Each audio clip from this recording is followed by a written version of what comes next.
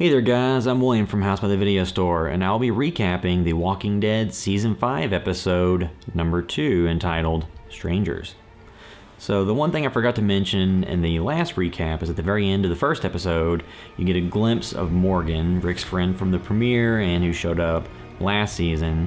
He shows up at the very end of the episode, and that's kind of the stinger. So this episode starts with the crew after having left Terminus just walking and catching up, and they come across a priest who's being attacked by a group of zombies.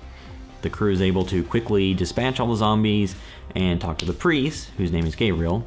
When Rick asks these standard questions of how many zombies have you killed, how many people have you killed, he says 0, which is a little bit surprising considering he's still alive at that point. So the group doesn't really trust him. Rick pats him down, but they go ahead and follow him back to his church to see what's up there. So when they get there, it looks to be relatively safe. So he indicates that he had scavenged all the local areas for food and supplies that he could, and there's one place he cannot scavenge because it has about 12 zombies in it.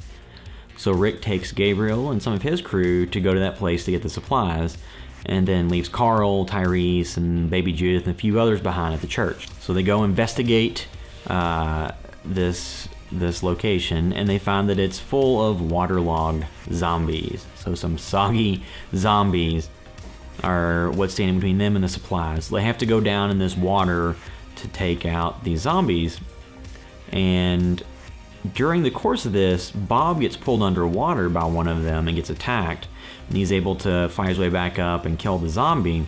But one scene that I thought was going to happen later in the show, I thought that was going to be revealed that he got bit somewhere because the way that he acted afterwards. I'll get to that in a little bit. Gabriel seemed to be extremely afraid of one of the zombies that was later revealed to be somebody he knew before all the zombie apocalypse went down. So he's just completely ineffective against zombies, and I would assume against people as well. So we'll have to see where the storyline with him goes. But the crew was able to get the supplies and head back to the church.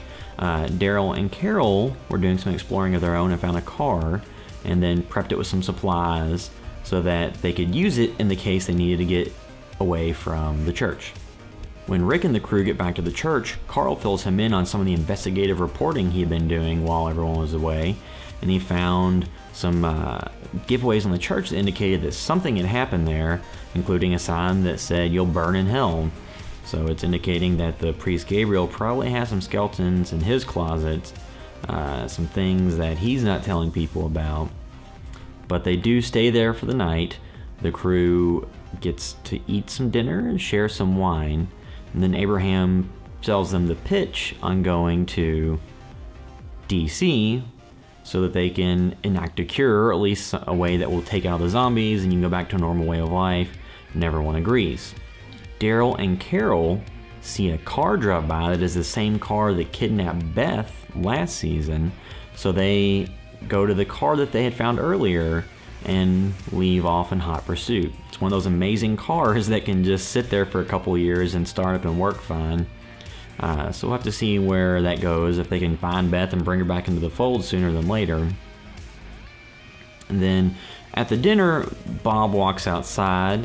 You can see that he has a firearm on his side, and he's crying. So I had thought this would be the point where he, puts the gun in his mouth because he got bit by a zombie and wanted to go away quietly from everyone. But that's not what happens at all. He gets knocked out, and he wakes up, and guess who it is? But Gareth and the Terminus crew, including the guy from the cabin in the last episode that Tyrese apparently did not kill. So you have Bob being talked to by Gareth, who is giving him the speech about it wasn't personal, now we have to be hunters because you made us devolve. So they're now cannibalistic hunters out looking for people to eat, and you think that, man, Bob's gonna be in a bad spot, but they'll probably be able to save him the next episode before anything really bad can happen. Pull out, leg is gone, he was what's for dinner. So Bob's in a pretty bad spot. It'll be interesting to see what they're able to do to him, or if he can make it out alive.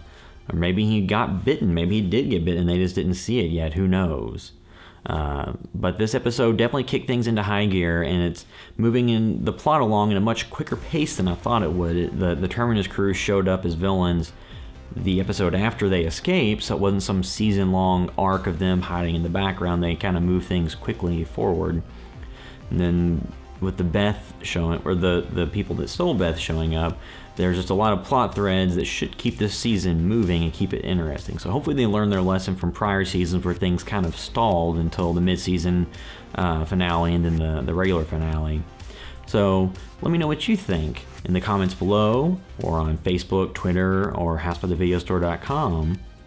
And as always, we are everywhere.